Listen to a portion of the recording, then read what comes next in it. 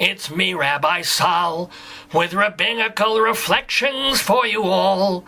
I come from Temple Sons of Bitches here in Great Neck, New York. Shut up and pay attention to me. Shalom, damn it! This is Rabbi Sol Solomon with a Rabbinical Reflection for the week of June 6th, 2020. Year after year, I've been coming on this program to help celebrate the Tony Awards, the glittering prizes Broadway people give themselves to compensate for not getting movie work. The awards are meaningless. How do you compare one actor playing a frustrated gay writer in a comedy to another actor playing a frustrated gay writer in a drama? It's apples and oranges. Well, still two fruits, but you know what I mean. The Tony Awards are important because they serve as an excuse to remember how lucky we are to be in New York. It's where the most talented performers, designers, writers, orchestrators, wig makers, and intimacy designers ply their craft. Going to the theater is a social activity, an emotional experience, an intellectual pursuit, and a cultural lifestyle. Or, at least it was, until some Chinaman cut up a bat, and now no one can go 10 feet from their bedroom. As you know, playhouses in America closed in mid-March because theater is not just about art. It's about 1,000 people squeezing through a lobby at intermission to get to 4 toilets built in 1908. It's about smelling the Chanel No. 2 on the woman behind you, hearing the crunch of potato chips from the jerk next to you, picking up gonorrhea from the last person who used your armrest, and catching flying spittle from actors over-emoting downstage. I wasn't there at the time, but I'll bet you the bubonic plague started during an ancient production of Sugar Babies. So, Broadway, the fabulous invalid, is once again crippled. Theater owners must figure out how to make their buildings tourist traps instead of death traps. Producers are scared they'll have to lower prices, cut capacity, and submerge all the balcony seats in Purell. And members of Actors' Equity are learning how fun it is to be unemployed 100% of the time instead of 90% of the time. But my friends, I take the long view. It is my opinion, based on absolutely nothing but my kishkes, that a year from now, everything will be back as it was.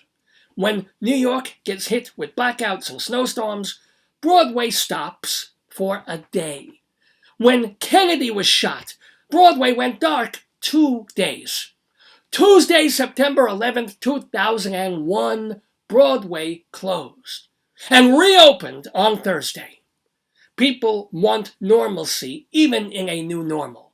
And with the COVID curve collapsing, just a matter of weeks before Mrs. Cohen turns to Mr. Cohen and says, "Oh, Denzel is playing Mama Rose. Tickets are only $470. Let's go!" And Mr. Cohen will say, "Are you crazy? You just got out of the hospital with pneumonia." And Mrs. Cohen will say one word, Denzel. And that will be it. And if it's not Denzel, it's Meryl, or Bette, or Audra, or Rabbi Sol Solomon doing his magnificent show, Shalom Damn It, and Evening with Me. Whatever the impetus, people will take the risk to reap the reward. After the market crash of 1929, who would invest again? People did. After 9/11, who'd get on an airplane? People did. And after Tom Six directed Human Centipede 2, would anyone go to a movie again? They did. To Human Centipede 3. Scientists predict that the autumn will bring a spike in coronavirus cases and force all the stores and restaurants that just ramped up to rehibernate. That could happen. We might also see a lot of marquees go blank and theater companies give up the ghost. That's likely.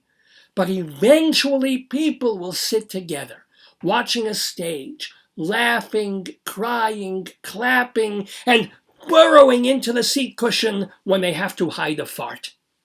And so I have been asked, by nobody in particular, to give a blessing, a benediction for the future of the American theater. Blessed art thou, O Lord our God, King of the universe, or possibly Queen, or gender-questioning deity. O Father of Abraham, Isaac, and Jacob, and by that I mean F. Murray Abraham, Oscar Isaac, and Jacob Adler, it's been a rough couple of months.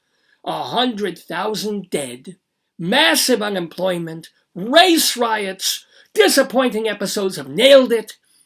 We need a beacon in these dark times. We need the most talented, charismatic people on the planet, live and in person, creating art and making us feel something beautiful. As the wolf dwells with the lamb and the leopard lies down with the sheep, hey, consenting animals, let the unions dwell with the producers and the landlords be fruitful and multiplex. May God say, let there be theater. Well, maybe not Frank Wildhorn musicals, and more glass menagerie revivals, and 3-hour plays about British politics, and rock musicals about teenagers with problems, but let there be other theater, and may we dwell in the house lights of the Lord forever. Amen.